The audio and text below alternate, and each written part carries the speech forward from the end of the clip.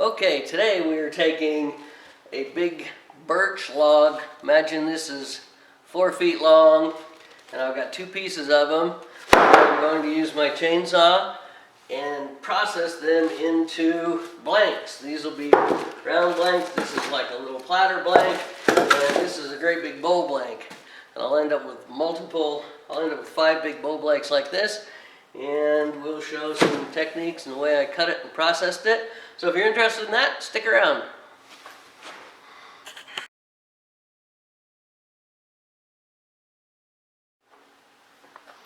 Okay, this is the result of cutting up one of those pieces of birch we were just talking about. So I cut about 6 inches off the end of it because of all these cracks, because it's been deadfall standing for, I don't know, a couple of years. And we have a couple of nice pieces that have some spalting in them. I'm going to cut it this way into half the bowl blanks, which I'll actually cut this way because I go against a single piece of grain. If you cut it this way, you go against multiple pieces of grain. And if it's tall enough, I'll just do it on the bandsaw. And then we're going to put circle template on it and hog it out into some bowl blanks. So let's get that one piece. And here's another. I haven't cut birch before, but the logs feel heavy, but I suspect the grain is going to be light and the bowl is going to be really light when we get done. But it's going to be worth playing with. So if you're interested in making some bowl blanks, stick around. Thanks for watching. Alright, here you can see how I'm cutting this in half on my bandsaw. If you don't have a bandsaw this big, you can clearly use a chainsaw or an axe. I don't know, use whatever you want. But I don't do that.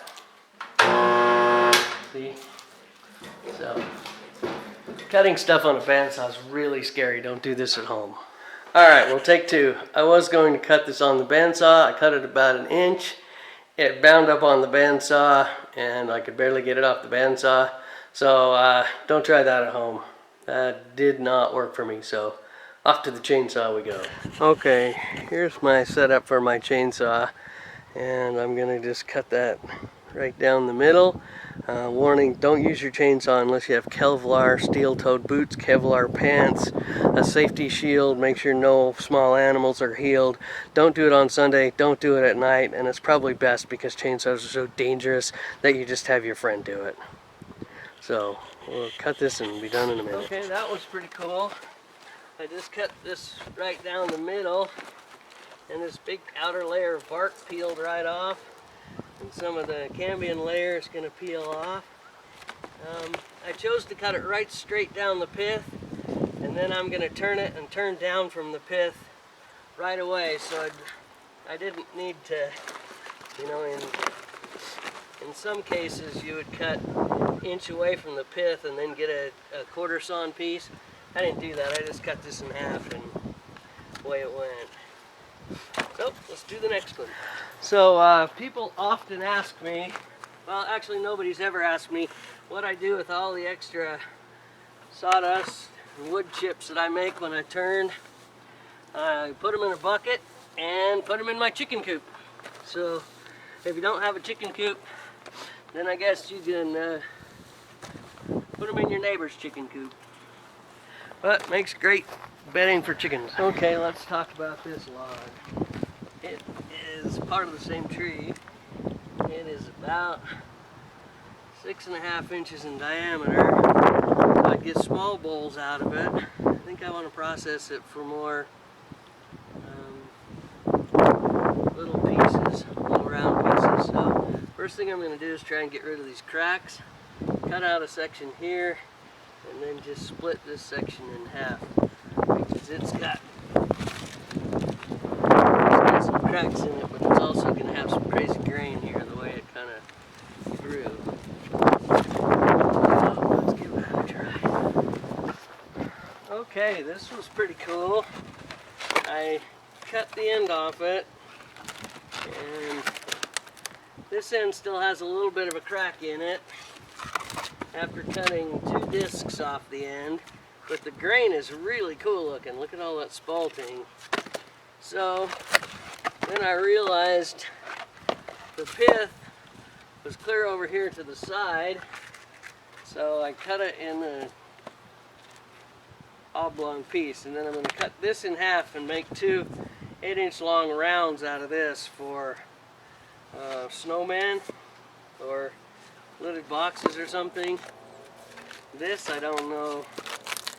It's pretty cool looking, but it would just be, I think I got rid of the pith, but it would just be a flat shallow plate, so maybe we'll make a shallow plate blank out of that. But there's colors and spalting and all kinds of cool stuff going on in this.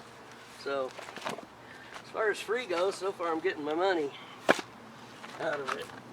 And then this thing, kind of the same idea. Let's just cut that off down through the pith. See what we get. Alright, so check out what we've got. It's a bit of a tangent from where we started, but that works. So I had these two pieces. They were stuck together basically like that. The pith was in the board right here, so I cut off just a tiny piece and left two nice spalted cylinders. There's a tiny crack in one end, but I think I'll try and just turn that out or be able to use this for multiple things. And this one looks pretty good without a crack.